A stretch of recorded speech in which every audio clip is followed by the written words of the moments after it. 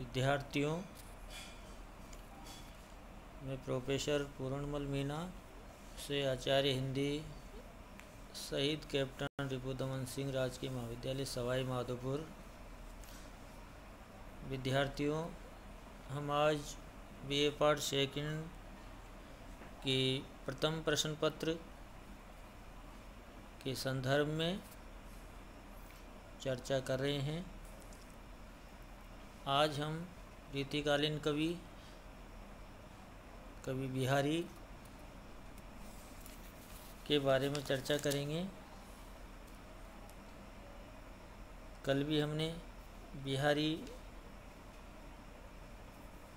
के पदों के बारे में चर्चा की थी। कवि बिहारी ने अपनी बिहारी सतसई में जिन दोहों को समाहित किया है उन पर चर्चा करेंगे।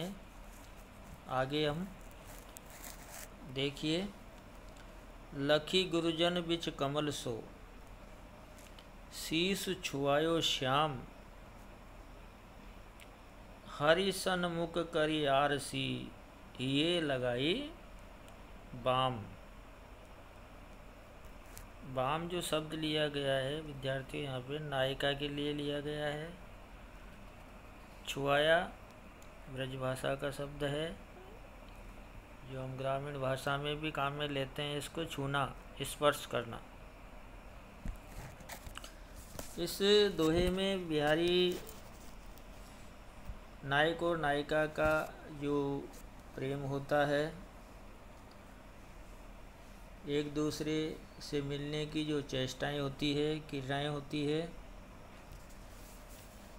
उसके संदर्भ में एक सखी अपनी दूसरी सखी से, दूसरी सहेली से जो है वार्तालाप करती है, उसी के बारे में यहाँ पे बताया गया है कि गुरुजनों के बीच, लखी गुरुजन बीच कमल सो, शीस छुआयो श्याम। नायक और नायिका को जब गुरुजनों के बीच में देखकर पैर पकड़ने की जो प्रयास किया जाता है,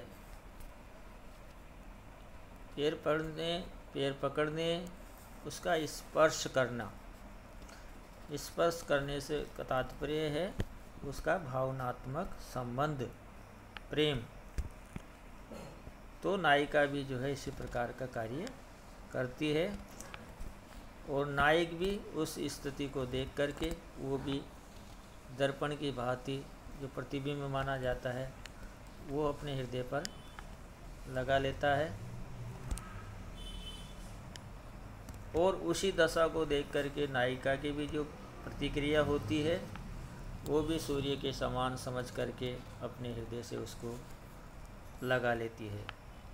तो यहाँ पे देखिए विद्यार्थियों, उत्प्रेक्षा अलंकार, जैसे नायिका का चरणों को स्पर्श करना, उसको कमल के भांति माना है। इस प्रकार के संकेतों के माध्यम से जो है अपनी प्रेम की भावनाओं को आगे बढ़ाने का कार्य किया है। तो एक दूसरे नायक और नायिका का जो प्रेम है, जो स्पर्श है, उसको बहुत ही प्रभावी तरीके से यहाँ पे चरितार्थ किया है। आगे, जगतु जनायो जी सकलु, सो हरि जानियो नाई, जो आँखिन सब देखिए, आँखिन देखी जाए। जब मनुष्य आत्मज्ञान की प्राप्ति कर लेता है तब जाकर के इस प्रकार की क्रियाएं, प्रतिक्रियाएं जो है देखने को मिलती है। उसी को कवि बिहारी अपनी इन पंक्तियों के माध्यम से यहाँ पे बताते हैं। जगत जनायु जी सकल, जिस प्रकार ईश्वर ने, परमात्मा ने संपूर्ण संसार को, जगत को इंद्रियों का विषय वासना बनाया है, उनकी जो परमात्मा की गति है उसको कोई नहीं जान पाया है सो हरि जानियो नहीं। उसको स्वयं भगवान भी नहीं जान सके, क्योंकि जो आँखें सब देखी आँखें ने देखी जाए, क्योंकि ये जो है इंद्रियों के द्वारा देखा जा सकता है।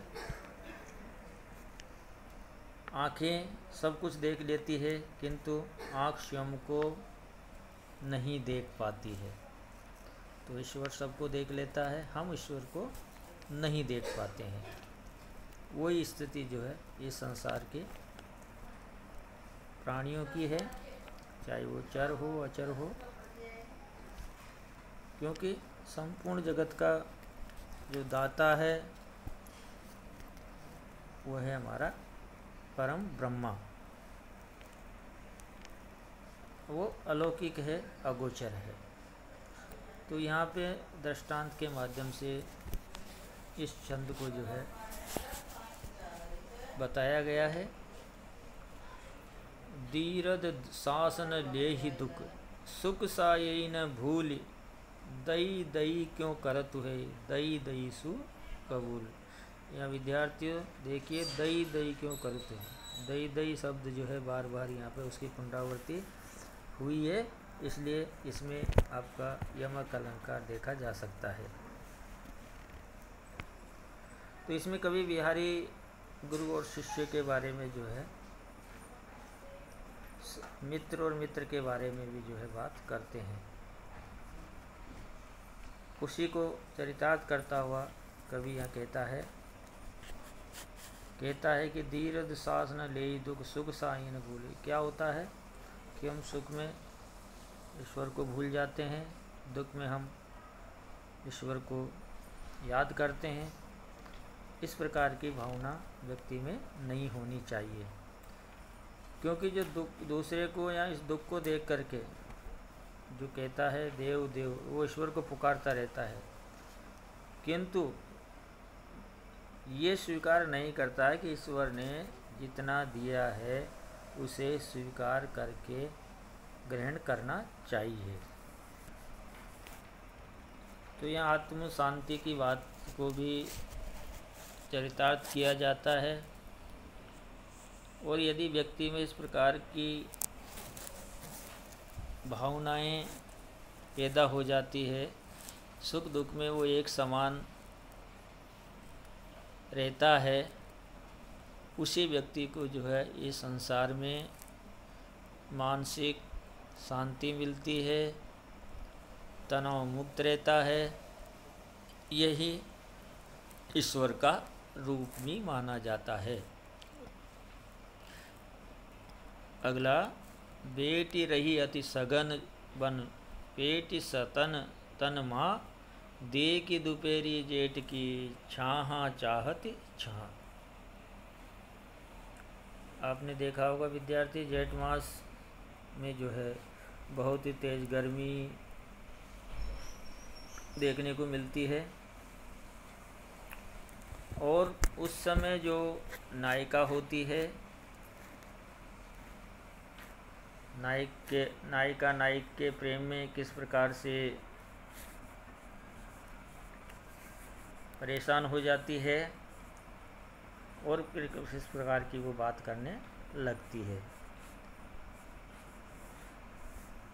तो नायिका जो होती है वो अपने प्रेम का इजहार किस प्रकार से करती है, अपनी भावनाओं का इजहार किस प्रकार से करती है, उसको बताया गया है। बेटी रही अति सघन बन, पेट सदन तन माँ, देख दोपहरी जेठ की छाएं चाहत छा। जेठ मास की जो प्रचंड गर्मी जिसको स्वयं वृक्ष अपनी छायाओं से दूसरे को लाभान्वित करता है, लेकिन वो भी स्वयं भी छाया प्राप्त करने का प्रयास करता है। कहने का तात्पर्य कि जो विशाल वृक्ष होते हैं वो भी अपनी छाया के लिए तरसते हैं, और वो विश्राम करने का प्रयास करते हैं। और इतना ही नहीं, उसकी जो छाया है उसको वो चार दीवारी के रूप में बनाने का प्रयास करता है, उससे बाहर नहीं निकलता है। तो इसका तात्पर्य ये है कि विद्यार्थियों, जो नायिका होती है वो अपने प्रेमी, अपने नायक यदि उसे बिछुड़ करके जाता है तो नायिका की स्थिति जैसे वृक्ष की बताई गई है, जेठ की दोपहरी की जो स्थिति होती है वो स्थिति नायिका की यहाँ पे दिखाई गई है। यहाँ पे आपका यमक है, रूपक है, आदि अलंकारों का भी उपयोग बिहारी ने इसमें किया है। अगला है कागद पर लिखतन बनत कहत संदेश लजात कही ये सब तेरी ही मेरे ही की बात।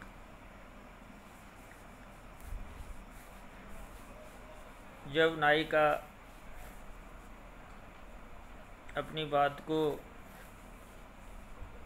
नायक से नहीं कह पाती है और नायिका जो है अपनी जो सखी होती है उसको पत्र के माध्यम से नायक को अपना समाचार इस प्रकार से बताती है और कहती है कागद पर लिखतन बनत कहित संदेश लजात कही वे सब तेरी ही मेरे हृदय की बात। नायिका क्या कहती है, देखिए कि आपकी जो विरह की ज्वाला है, आपकी विरह की जो पीड़ा है, विरह की जो अग्नि है, उसकी जल इतनी तेज है कि मुझे कागज पर कुछ लिखा नहीं जाता है, नहीं लिखा जा रहा है। और इतना ही नहीं, मेरी मन की जो पीड़ा है वो भी इस प्रकार से हो चुकी है। और इतना ही नहीं, आपको संदेश लिखते समय मुझे लज्जा भी आती है, इसलिए संदेश भी नहीं लिखा जा रहा। कहीं भी सब तेरी ही हो मेरी है की बात। वैसे तो आपका हृदय जो है मेरे मन की बात को कह देता है और आपको मेरे मन की जो अनुभूति है, पीड़ा है, उसका आपको स्वतः ही पता लग जाता है। यहाँ पे विद्यार्थियों यमक अलंकार है, विरोधाभास की स्थिति भी यहाँ देखने को मिल सकती है। अगला बंधु भय का दीन के हो तार्यो रघुराई तूने टूटे फिरत हो झूठे विरद कहाई। कवि जो बिहारी है यहाँ पर भक्त और भगवान के बीच का जो संबंध है उसके बारे में जो है उलाहना देते हैं और कहते हैं, हे ईश्वर, हे भगवान, तुम किसके बने हुए हो, किस दीन के बंधु हो, किस गरीब के, किस सहायक के, किस पतित का तुमने उद्धार किया है, यानी किस गरीब का उद्धार किया है। तुम तो केवल दीन बंधु, गरीब, पतित का तारण करने वाले झूठे यश को लेकर के घूमते फिरते रहते हो। आपके इन बातों से कोई भी संतोष नहीं होता है। हमारा इससे तात्पर्य यह है विद्यार्थियों कि ईश्वर सब में वास करता है, चाहे वो अमीर हो, गरीब हो, दीन दुखी हो, क्योंकि ईश्वर सबका उद्धार करता है। और इसी भावनाओं में जो है उनकी भक्ति जुड़ी हुई है। अगला जब जब वे सुधि कीजिए तब तब सुधि जाए आँखें नो आँखें लगी रही आँखें लागती नाई। जो नायिका होती है वीरे से पीड़ित, वो नायिका यहाँ पर अपनी जो पीड़ा है, विवशता है, उसकी योग्यता है उसको बताने का प्रयास करती है और अपनी पीड़ा को सखी के माध्यम से इस प्रकार से वो बात को रखती है। कहती है जब जब वे सुधि कीजिए तब तब सब सुधि जाए। नायिका कहते हैं कि जब जब भी मैं अपने नायक का स्मरण करती हूँ, अपने पति का स्मरण करती हूँ, प्रेमी का स्मरण करती हूँ, तब तब क्या हो जाता है, सुध बुध भूल जाना। मैं सब सुध बुध भूल जाती हूँ, मेरी चेतना लुप्त हो जाती है और मेरी जो मन की दशा है, मेरी जो दृष्टि है वो नायक के रूप सौंदर्य पर टकटकी बनाकर लगी रहती है। आँखें ना आँखें लगी रही, आँखें लागत नहीं। इस कारण से क्या होता है विद्यार्थियों, आगे कहती है कि मेरी आँखें भी नहीं लगती और प्रीतम की इस मनोहर छवि का जब स्मरण होता है, ध्यान होता है, तो इतना ही नहीं, आँखें लागत नहीं, रात को भी नींद नहीं आती है।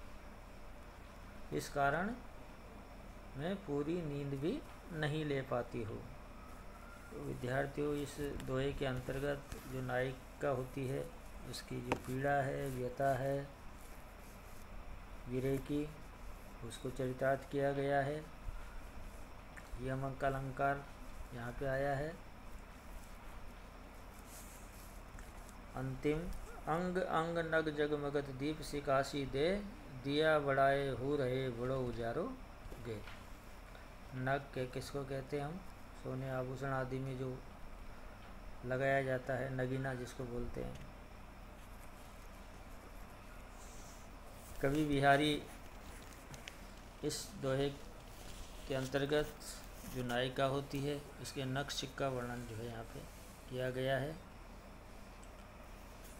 जो उसकी सहेली होती है वो नायक के पास में जाती है, उसको नायिका भेजती है और नायिका के सौंदर्य का वर्णन करती हुई क्या कहती है, देखिए। अंग अंग नग जगमगत दीप सिकाशी दे, दिया बढ़ाए हो रहे बड़ो उजारो गे। नायिका का जो शारीरिक सौंदर्य है, उसकी जो आभा है, चमक है, बहुत ही सुंदर है। उसके प्रत्येक अंग अंग जैसे नगीनों से जड़ित आभूषण है, उसकी जो आभा है, उसकी जो चमक है, वो किस प्रकार से है, दीपशिखा के समान चमकीली। दीपा बढ़ाए हो रहे बड़ो उजारो गए, जिस कारण हम घर में दीपक जलाते हैं और जब दीपक बुझता है तो भी प्रकाश नज़र आता है।